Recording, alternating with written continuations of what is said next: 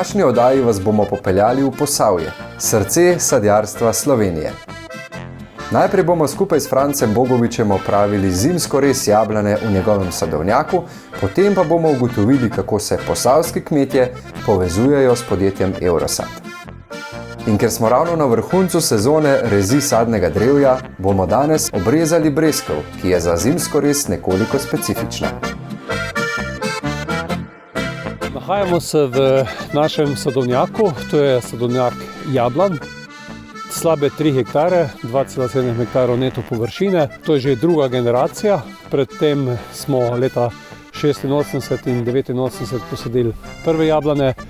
To pa je nasad, ki je bil sajen leta 2013. V tej drugi generaciji imamo sedaj tudi pokrito s protitočno mrežo, se pravi protitočna zaščita, hkrati pa tudi namakanje, kapljično namakanje. Zanimivost tega namakanja je, da je za 2,7 hektara dovolj vode na našem vodovodu, praktično 3/4 cole priključek in namakamo v 6 sektorjih razdeljeno naš nasad. Smo v bistvu na robu Kozjanskega parka. 330 metrov je nadmorska višina tega našega nasada. V nasadu so 3 sorte. Sedaj se nahajamo v Gala Delicieusu, zraven je še nekaj let starejši Zlati Delicieux in pa tudi Iona Gold. Za zadnja leta imamo kar nekaj problemov. Vsi vemo, da so nas prizadele močne pozebe, kar je imelo za posledico to, da smo imeli 2 leti zapovrstjo praktično sadovnjak brez pridelka, ker si pač v teh letih potem drevo spočije, kot mi rečemo. Je bil pred 3 leti zelo masoven pridelek, približno 180 ton na teh slabih 3 hektarjih. Sledilo je potem zopet leto z tretjinskim pridelkom, se pravi 60 ton ali drugače niti 10 ton ne na drevo.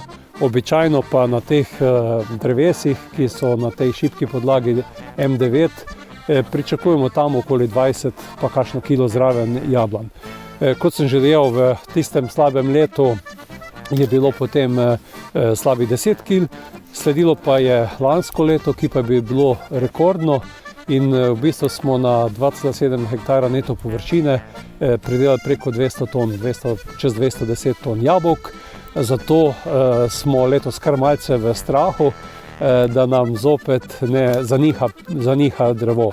Je pa bilo za lansko leto značilno, da so bila drevesa v zelo dobri kondiciji. Precej smo tudi foliarno gnojili, se pravi preko listov, tako da smo na eni strani in zagotovili pridelek, tudi kvalitetno listno maso, ki je bila v jeseni še dolgo na drevesu, tako da upamo, da bo iz teh brstov, ki so sedaj še malce bolj klavrni, bilo čim več cvetja in da na nek način umirimo to rodnost sadovnjaka. Zanimivo je, da smo lansko leto, ko je bila jasna napoved, da bo v času polnega cvetenja preko noči tam -4, -5 stopinj, smo se enostavno organizirali v vasi skupaj z domačimi gasilci iz našega gasilskega društva Veliki Kamen. Smo delali nek obraten proces, običajno gasilci gasijo, takrat smo pa v tem nasadu kurili, tako da je bilo v bistvu vsaka druga vrsta. Pri vsakem drugem stebru je bil en tak manjši kup polen in preko noči smo v bistvu od polnoči do 7 zjutraj kurili celoten nasad, pokurili 40 kubičnih metrov polen, potem dodali še nekih slabih 10 kubičnih metrov sekancev, na ta način dobesedno ogreli nasad iz -4, -5 na -1 do 1 stopinje, tudi zadimili proti jutru sekanci in v celoti obvarovali pridelek. Ne samo, da je bil pridelek zavarovan in obvarovan količinsko, ampak kar je zelo pomembno, bile so takšne temperature, da ni bilo nobenih poškodb na plodovih in smo dejansko imeli nasad brez mrežavosti, brez tistih obročkov na jabolkah, ki so običajno posledica pozebe. Tako da zelo primitivno, enostaven način način, vendar v lanskem letu je bil tudi zelo učinkovit. Se pravi, če primerjava 40 kubikov daru, pa celo noč dežurstva, se je izplačalo. Zagotovo se je izplačalo, vekolikor bo potrebno, bomo to še ponovili.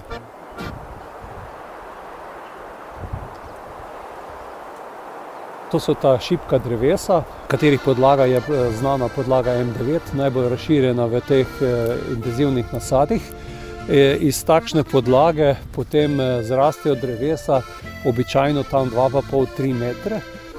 Kot sem omenil, imamo v nasadu tudi protitočno zaščito, zato poskušamo ta habitus drevesa malce povečati. In kot se vidi, gredo ta drevesa kar precej preko tega običajne višine, kar ima za posledico, da tako pri rezi je potrebno ali z lestvijo ali pa tudi z to platformo, ki je na traktorju, iti posebej obrezati vrhove. V zadnjih letih smo tudi nabavili prikolico, tako da v bistvu poenostavimo si to delo v vrhovih. Je pa to nek dodatni meter drevesa, ki ti tudi v tistih tonah, o katerih sva prej govorila, pripomore k temu, da je pridelek večji. Drevo se običajno reže na takšen način, da so v mladosti, ko je drevo v 2.–3. letniku, upognejo spodnje veje, ki potem tudi kar nekaj let rodijo, počasi se potem tudi zamenjujejo z novimi rodnimi vejami. Je pa cilj, da je v bistvu drevo spodaj nekaj širše, se pravi, da se zapolni v vrsti. To je sorta Gala Delicious, ki je sajena na 90 cm, medvrstna razdalja 3,40 m, tako da se v bistvu nekje, kot vidimo, približno polovica iz vsake strani. Proti vrhu se potem oža drevo, s tem zagotovimo večjo osvetljenost in tudi kvaliteto pridelkov. Pa tudi zagotovo ni zaželeno, da bi nam rodnost pobegnila v vrhe in da bi potem imeli spodaj prazne veje. Leto predtem so bila drevesa dosti prazna, tako smo upravili zimsko rez nekje do te žice preko zime. Kompletne rez vrhove pa smo porezali ob najdaljšem dnevu, se pravi v zadnji dekadi junija, in s tem tudi pripomogli, da se je rast drevesa umirila in da na nek način zopet prisilimo drevo, da bolj raste v spodnjih vejah. Ja, staro znanje pa upoštevanje lune, jaz sem tudi, ko sem hodil še na fakulteto, niso nam dali tega znanja, ampak vidim, da vse to pomaga, vi se tega kar držite. Delno, glede na to pa, da je kar precej nasada po površini, da nas ni tako veliko zadelo, je kdaj tudi treba spregledati, kakšna je ravno doni namena. Prvo pravilo, ko prideš k drevesu in ko ne moreš nič zgrešiti, je najprej, da porežeš te veje, ki v bistvu rastejo vertikalo. Tu iz tega nekaj druga pričakovati kot listno maso in pa to, tako da porežemo.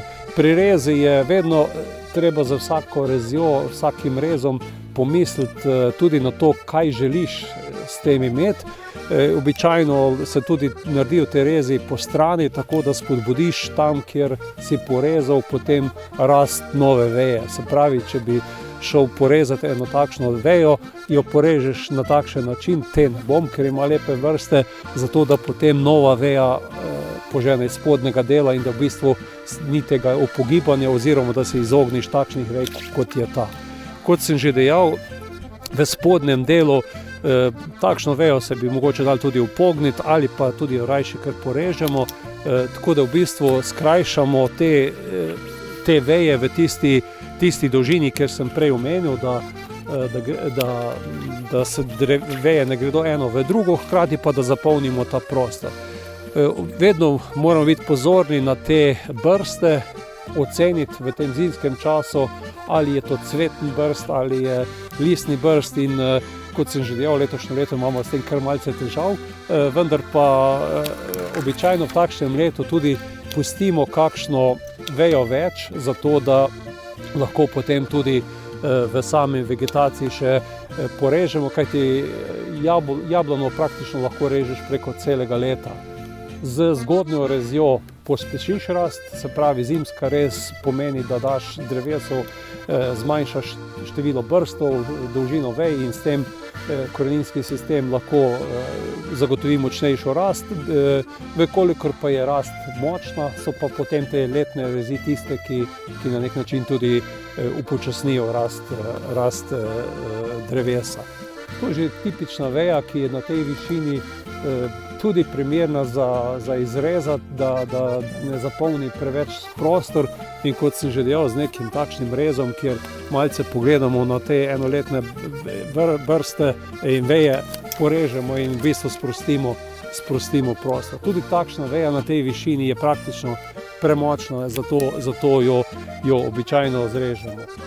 To so te veje, katere potem tudi sami predelki upognejo in v bistvu to je na nek način za ta spodnji del krošnje povsem primerna veja za to, da potem dobimo nov les in mogoče v naslednjem letu potem izrežemo takšno starejšo vejo. Običajno najprej porežemo te veje, ki rastejo v vertikalo. Na ta način tudi zelo hitro pridobimo pregled nad samim drevesom in potem na koncu izoblikujemo krošnjo. Tudi to je takšna veja, ki je že na nek način v nekem osenčenem prostoru relativno nizka in zato običajno porežemo takšne veje. Kot vrh tega drevesa ne dosežeš stalj, zato sta tu pač ti opcije, kot sem omenil, ali to narediš z lestvijo, kar je bolj zamudno, tako da v teh nasadih običajno potem tudi se poslužujemo traktorskega viličarja, platforme, kajti na te 3 hektare nam te samohodne platforme, ki stanijo tam med 30 in 40 tisoč evrov, na nek način ne pridejo v poštev oziroma je na nek način investicija malce vprašljiva. Vejo prikrajšamo vedno pri brstu in tako kot je bilo narejeno v tem primeru, vedno gledamo, da je zadnji brst obrnen navzdol. Na nek način zaradi fiziologije, kjer je največ teh hranil, potem običajno na koncu, če pustiš brst navzgor, tudi zopet dobiš to, kar je nezaželjeno, veliko listne mase, osenčeno drevo in ni potem kvalitetnega pridelka. To so zdaj do te žice nekje, če si moje višine približno dosežeš, od tu naprej pa pride potem na vrsto delo z strojem. Vrh, takšen kot je ta, ga zagotovo letošnje leto prikrajšamo, zato da tiste močne veje umaknemo in zopet začnemo z iskanjem teh bočnih vej, ki imajo tudi, vidim, kar lepe brstne nastavke, da polovimo pridelki. V letošnjem letu bo res treba biti pozoren na to, da čim več brstov, katerih potencial je cvetenje, pustimo na drevesu in potem v letu, ko je mogoče pa ta cvetni nastavek močnejši, bolj posvetimo zopet se sami vzgoji drevesa in drevo intenzivneje porežemo. Kot sem omenil, je to že druga generacija jablan in zanimivo je, da smo v letih tam od 86 do 2000-2005 kar nekaj sadja prodajali tudi sami, direktno. To so bile razmere na trgu še malce drugačne. Vsi sadjarji vemo, kako je takrat delovala ljubljanska veletržnica, kjer so bili ti trgovci, tudi v preteklosti prodaja sadja proti Hrvaški, Bosni in podobno. V času na nek način povezanih s tem nastakom teh nasadov so se pa tudi razmere na trgu zelo spremenile. Zato sedaj že vrsto let sodelujemo s podjetjem Eurosad, smo njihovi pogodbeni partner, tako da v bistvu z njimi sodelujemo preko celega leta. V podjetju Eurosad je tehnologinja, ki je zadolžena za nas sadjarje, ki pogodbeno predelujemo sadje za njih, tako da se praktično slišimo pred vsakim škropljenjem, pogledamo na sad, kar se tiče rezi in podobno, in potem spremljamo v bistvu razvoj drevesa preko celega leta. V jeseni pa, ko pride čas obiranja, mi pravzaprav obiramo v te boks palete, kot pravimo, plastični boksi za 300 kg jabolk, in obiramo že v njihove bokse in sedaj tudi dnevno pobrano sadje, saj v lanskem letu je bilo tako, ko smo približno tistih 7-8 ton nabrali tudi na dan, smo takoj zapeljali v hladilnico. Zelo pomembno, da pride sadež iz nasada čim prej v hladilnico, v to kontrolirano klimo in da na nek način ne izgubljamo na kvaliteti sadja že v samem nasadu.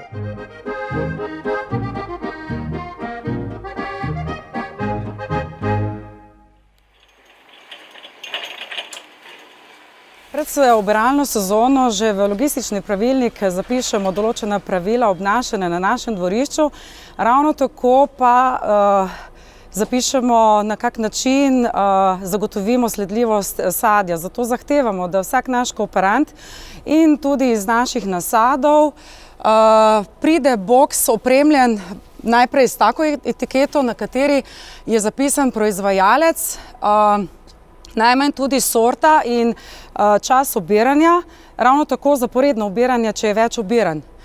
Potem, ko pride sadje na naše dvorišče, naredimo kvalitetni prevzem sadja, tudi po naprej dogovorjenih pravilih za prvi kakovostni razred. Torej vizualno naredimo kvalitetni prevzem in če sadje zahteva kvalitetnemu razredu, dogovorjenemu, boks opremimo še z eno etiketo, na kateri je barkoda in skozi katero sledimo s to kodo, ki jo damo na prevzemnem mestu na vsak sleherni boks, sledimo jabolki najprej skozi hladilne prostore, preko sortirne linije in pakirnih linij, tako da zagotovimo sledljivost jabolk do končnega potrošnika. Če jaz v trgovini pogledam jabolka, bo pisalo, od katerega kmeta so ta jabolka prišla. Tako, če vi v trgovini kupite jabolka, morate zahtevati deklaracijski listek, ponavadi ga najdete nekje pri ceni in na deklaraciji je lot, preko katerega potem mi sledimo proizvajalcu. Naslednje leto bo 70 let, odkar je sadjarska tradicija v Posavju, in od leta 1995 to tradicijo nadaljuje družba Eurosad, ki pa zraven vključuje še dve ostali. Ena je sadjarstvo Blanca iz sevniške občine in pa sadjarstvo Ormož iz Prlekije. Zelo pomembno pa je, da imamo preko 30 pogodbenih partnerjev, se pravi zasebnih sadjarjev in predelovalcev zelenjave, pa tudi obe fakulteti, Mariborska in Ljubljanska, sta naši partnerji. Eurosad na območju občine Krško in Kostanjevice obdeluje približno 225 hektarjev površin. Sadjarstvo Blanca imamo približno 85, sadjarstvo Ormož 116 in pa še približno 115 pa naših pogodbenih partnerjev, kar se tiče sadja, in pa preko 200 hektarjev je pa predelovalcev zelenjave. Glede na to, da je sadjarstvo naša osnovna dejavnost že od prvega dne, seveda predelava jabolk je tista, ki je največja. Povečali smo v zadnjem obdobju pridelavo hrušk, breskov, dodali smo pa tudi jagode, češnje in pa slive. Od leta 2019 je pa izjemno pomembno za nas tudi sodelovanje z okoliškimi predelovalci zelenjave, ki so vodilni v Sloveniji, ker gre za izjemne sinergijske učinke tako za njih kot za nas.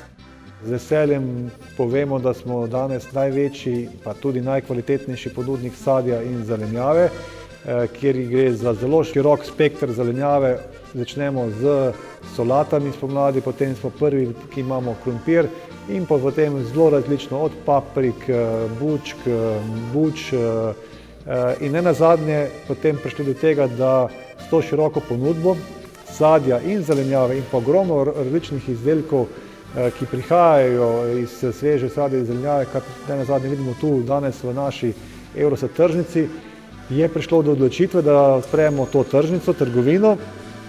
Hkrati pa tudi smo odprli še en segment distribucije, ki je sicer nekoliko zastal zdaj v času korone, vendar prvi zametki so bili med prvim in drugim valom, so se pokazali kot izjemno dobri in tukaj smo del projekta Okusi Posavja, ki moram pohvaliti, da je eden boljših gastronomskih projektov v zadnjem obdobju v Sloveniji, kjer se združuje na eni strani pridelava in pa potem organizirana ponudba za naše predvsem gostinske subjekte, se pravi gostilne, restauracije, pa tudi javne zavode in šole. In tudi tu že imamo kar prve uspešne korake, kajti smo ponudnik, ki ima izključno sadje in zelenjavo in pač izdelke iz tega slovenskega porekla. Lokalno pa smatramo slovensko, ker kot sem prej rekel, imamo tudi firme v Prlekiji, imamo partnerje iz Štajerske, nenazadnje Fakulteta Ljubljana ima sadovnjake v Novi Gorici oziroma v Biljah pri Novi Gorici, tako da govorimo iz tega segmenta kot slovenski ponudniki za slovenske potrošnike.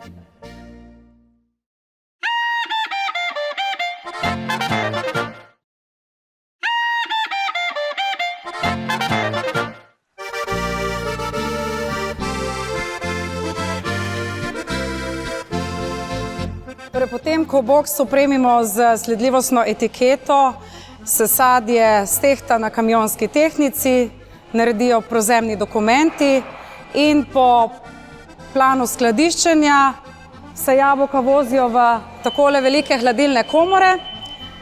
Kapaciteta celotne hladilnice je 10.000 ton, posamezna hladilnica pa je velika 350 ton. Tako da stojimo pred eno največjih hladilnih komor, kjer je višina ene skladovnice 11 boksov in ko je ena taka hladilna komora polna, jo inventurna komisija prešteje, saj je v času popisa inventure komora zaprta. Ko enkrat ta jabolka skladiščimo, zakaj jih v bistvu damo v hladilnico? Kaj s tem dosežemo? Kakšni pogoji so v hladilnici? Prednost naše sodobne hladilnice je v tem, da lahko iz vsake hladilne komore izsesamo kisik. V zraku ga je 21%, mi ga izčrpamo do 1,5%. Ravno tako vzdržujemo enak procent ogljikovega dioksida. To nam omogočajo hladilne naprave, katere so v zgornjem nadstropju. Kontrolo teh plinov in temperatur seveda stalno nadzorujemo z nadzornim računalnikom. Ta tehnologija je zdaj že tako napredovala, tako da preko pametnih telefonov vse to lahko tudi spremljamo. Ampak zakaj? Zakaj mora biti procent kisika samo tako nizek, 1%?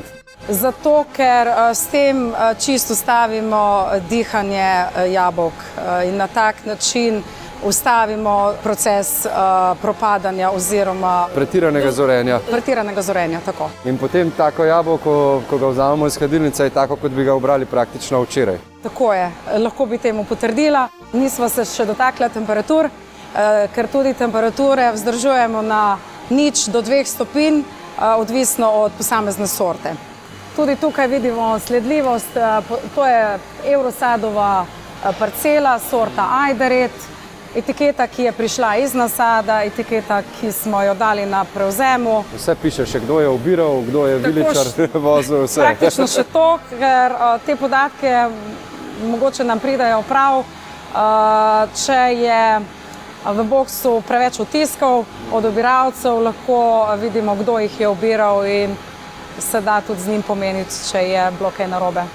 Koliko pa recimo zmot proces takole odpiranje hladilnice, ni tak problem pri jabolkih? Koliko časa je lahko odprto? Mi imamo tako močno prodajo in tako veliko, da praktično se tole proda v 3 tednih.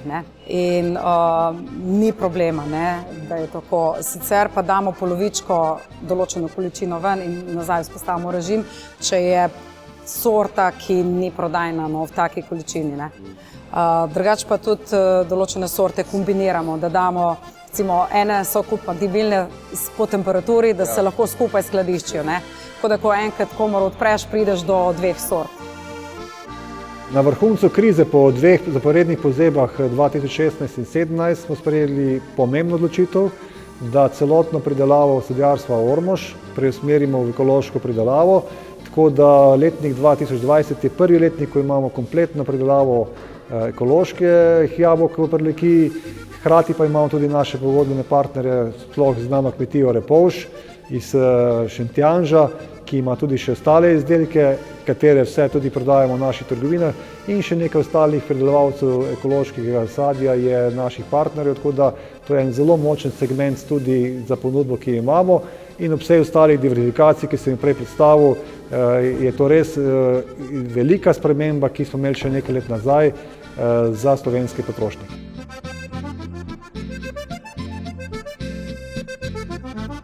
Diverzifikacijo, ki smo jo začeli pred 2 leti, bomo še nadaljevali ponuditi še več različnega sadja in zelenjave za slovenske potrošnike, se pravi, zelo se usmerjamo v široko ponudbo, kajti sama oskrba v Sloveniji je prenizka in prepričani smo, da tukaj lahko zelo močno pripomoremo k temu, hkrati pa želimo na slovenske krožnike, v vrhunske slovenske gostilne ali domače gostilne, tudi te tradicionalne, pripeljati čim več slovenske zelenjave, kajti smo prepričani, da je premalo.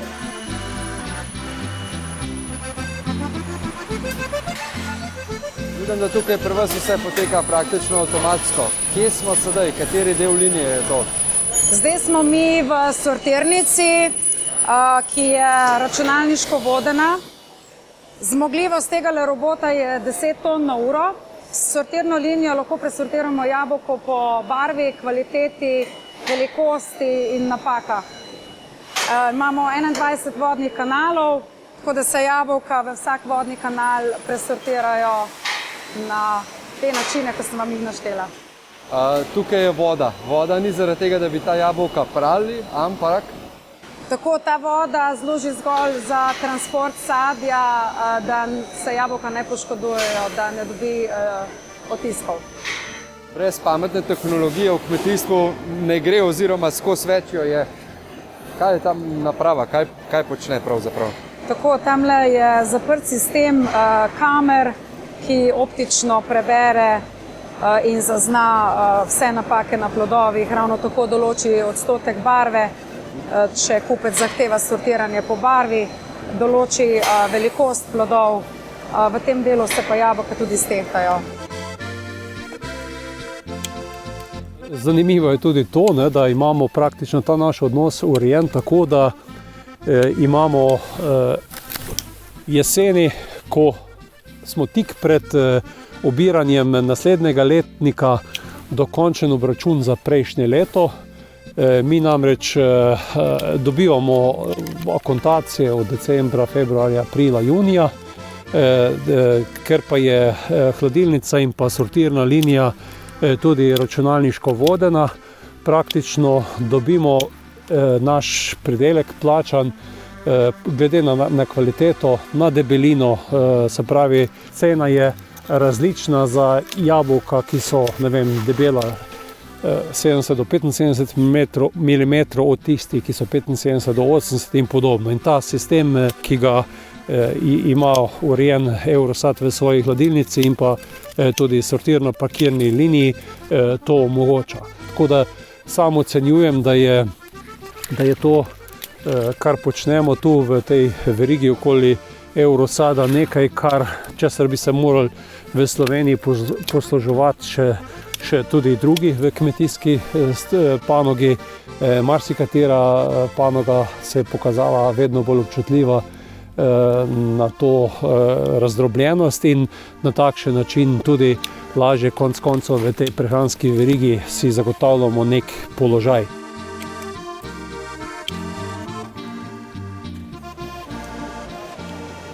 Tukaj pa jabolka potem padajo. Tako, ravno tako v vodo, tako da je ves proces res vodni, da ne prihaja do poškodb. Pa avtomatski. Tako pa avtomatski. Tudi računalnik sam potem očita, kam bo kakšno jabolko dal. Tako, na vsakem izhodnem šalterju je računalniška povezava s programom. Zdaj v program se tudi zapiše, koliko želiš v vodnem kanalu kilogramov, ne? In potem, ko je toliko kilogramov stehtanih v en vodni kanal, se zapre in se ta vrsta zbere enega drugega praznega in se ponovno prazni v prazen boks, kjer se ponovno pač napolne in dobi deklaracijsko nalepko in sledljivost. Zdaj tole se že vidi razlika, ne? Ja, v barvi. Sortiranje po barvi, ja. To je Evelina, ki zahteva bolj rdečo barvo. bolj rdečo barvo, ja. In kam pa grejo pol ta jabolka? Tudi se presortirajo in spakirajo v neko drugo vrsto embalažo za manj zahtevnega kupca. Torej, to je začetek pakirne linije. Ravno vidimo, da se v tem območju jabolka niso več zadrževala, zato robot zazna prazen boks in ga dvigne. Vsak čas bo šel po drugega. Tako tudi tukaj na pakirni liniji je zagotovljena sledljivost. Tako tudi v tem delu bomo videli, kako bo skener prepoznal lastnika tega sadja. In s tem je zagotovljena popolna sledljivost tudi v pakirnici. Tako, lastnik je prepoznan in gre na pakiranje. Tudi tukaj je vodno praznjenje. Tako enostavno jabolko splavajo v vodo in pri tem se ne poškodujejo.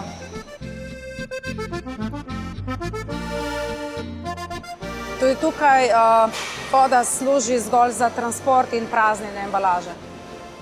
Glede na to, da je Slovenija gastronomska regija 2021 Evrope, je ta cilj še toliko bolj pomemben, da resnično opozorimo na pomen sadja in zelenjave, pa še dodatno. Svetovna zdravstvena organizacija je leto 2021 izbrala kot leto sadja in zelenjave. Nesporno je, da v Sloveniji poprečno premalo zaužijemo sadja in zelenjave. 400 gramov je tisto minimalno, kar se priporoča in samo leta 2009 je bilo to doseženo v Sloveniji, tako da želimo tudi s promocijo. Nenazadnje imamo promocijo sadja, ki ravno v tem trenutku teče širom po Sloveniji ta kampanja in se bo še nadaljevala v različnih obdobjih in želimo opozarjati na to in na koristi, ki jih ima sadje in zelenjava, tako da imamo veliko ambicij še na tem področju. Prepričani smo, da imamo vrhunske pridelke zelo zdrave in da od te zgodbe, se pravi tako rekoč iz njive v zelo kratkem času do krožnika ali pa do potrošnika, in to je ena velika prednost, na kateri gradimo našo vizijo v prihodnje. Največja prednost, ki je v tej naši tržnici, je to, da je samo nekaj metrov tu hladilnica, se pravi, da gre direktno ne prekinjamo hladne verige in na drugi strani vsakodnevna dostava sveže zelenjave od naših pridelovalcev. To je tisto, kar definitivno daje največjo kvaliteto, ki jo potrošnik na koncu potrebuje in na tem bomo še naprej gradili. Pri vas je tole kar dovršen sistem. Tukaj zdaj vidimo, da trenutno funkcionirajo 3 različne linije, na vsaki liniji nekaj drugega, druga sorta. Tako, druga sorta, drugi kupci, različne vrste pakiranj, večje embalaže, manjše embalaže, enoredna, egalizirana in opremljena s posebnimi nalepkami.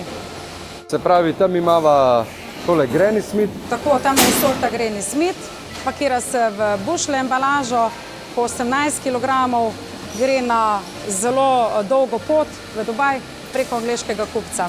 Tukaj imamo zlati delešes za slovenski trg, enoredno pakiranje. Tale linija trenutno pakira jabolka Crips Pink, tako imenovano valentinovo jabolko.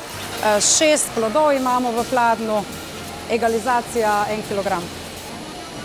Ampak vsa pakiranje pa mora potekati ročno, tukaj pa kakšen robot ne pride upoštev. Tudi vse te pridne delavke vidimo, da je več ali manj samo ženski kader. V tem delu je vse ročno delo, naprej je pa robotizirano. Tako da, ko se bomo pomaknili naprej, je robotizirano zlaganje in avtomatsko deklariranje. Je pa potrebno najbrž kar nekaj prakse in tudi dobre delavce, da prepoznajo, katera jabolka so tudi ustrezna. Delavke podučimo o kvaliteti, o zahtevnosti kupca, predno se proces pakirni prične. Kakšna pa zmogljivost potem ene take linije? Zmogljivost linije je 5 ton na uro, ob tem, da je polna linija delavk, da je na vsaki strani po 6, torej 12 delavk na liniji. Vsaka linija ima takle zaslon, na katerem piše ime stranke, ime kupca, sorto, vrsto embalaže, naročilo, koliko naročenih palet je. Računalnik sam zračuna glede na število oseb, ki jih oseba vpiše, koliko jih pakira, preračuna, kdaj bo naročilo končano.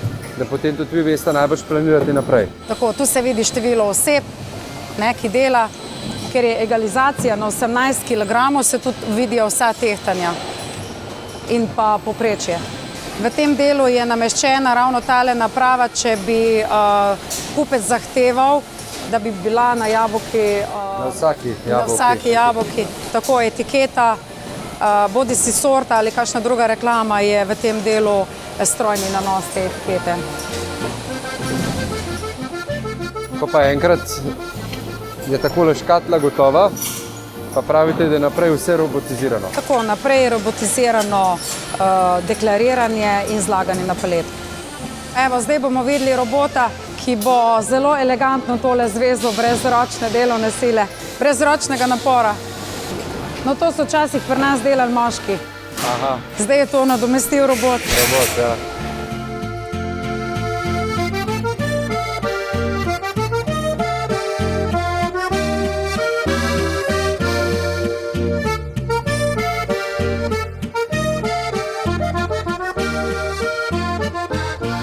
Tale veličarist zaključuje nakladanje kontejnerja, gre na dolgo pot z ladjo v Dubaj. Ja, mi svoje najboljše sadje izvažamo v Dubaj. Ob tem imam kar malo mešane občutke. Mi najboljše sadje v Dubaj, po eni strani pa kupujemo sadje vprašljive kvalitete iz držav tretjega sveta. Morali bi bolj ceniti tisto sadje, ki zraste pri nas.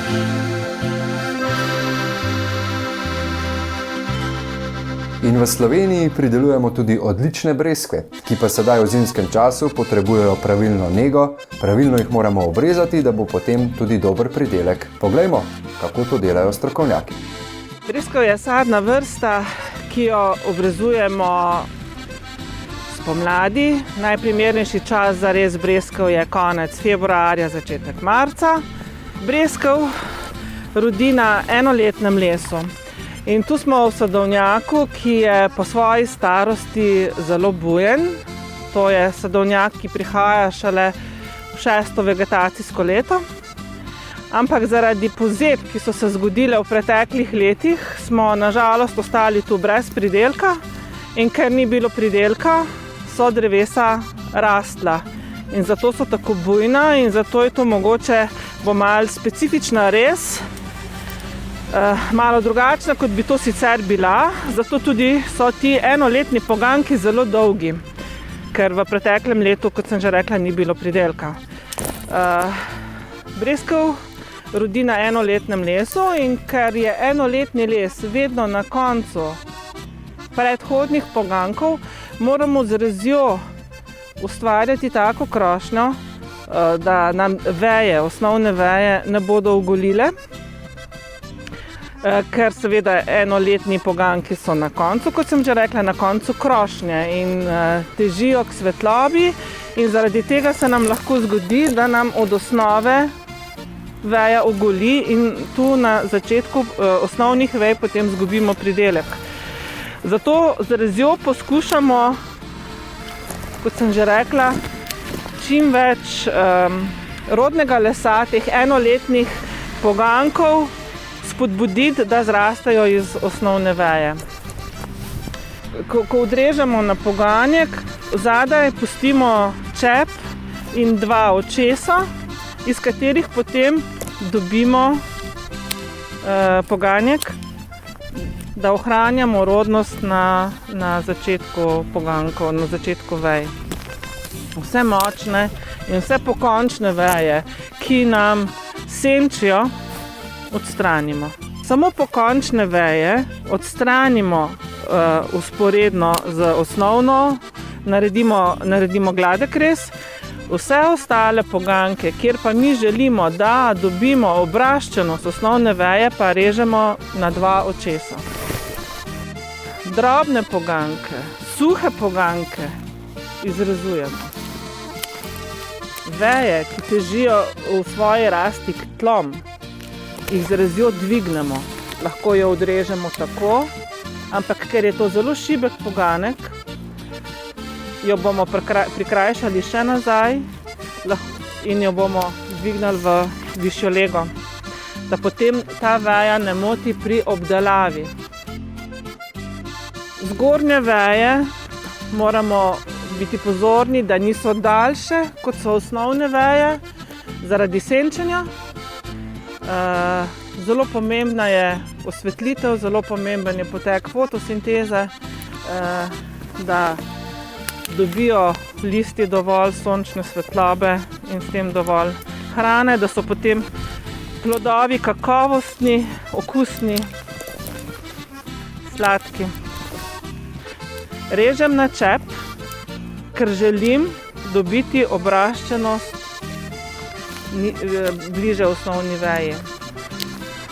Režem na čep, ker želim, da dobim v tem letu nove poganjke, ki bodo rodni.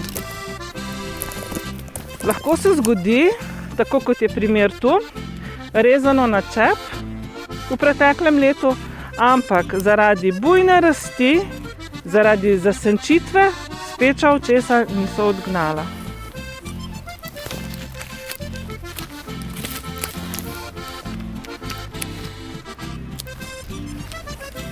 Suhe veje odstranim v celoti.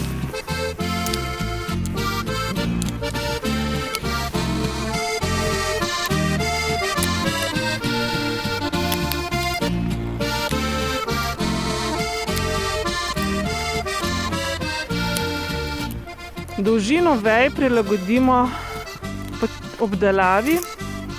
Ta poganjek je zlomljen, ga bom odstranila. Vejo prikrajšam in odrežem na čep, ker se je tu ogolila in ker vidim, da je tu veliko vej, veliko preveč, ki senčijo, odstranim nekatere veje v celoti. Veja je bila v podrejenem položaju, bila je v senci in ima slabo obraščenost.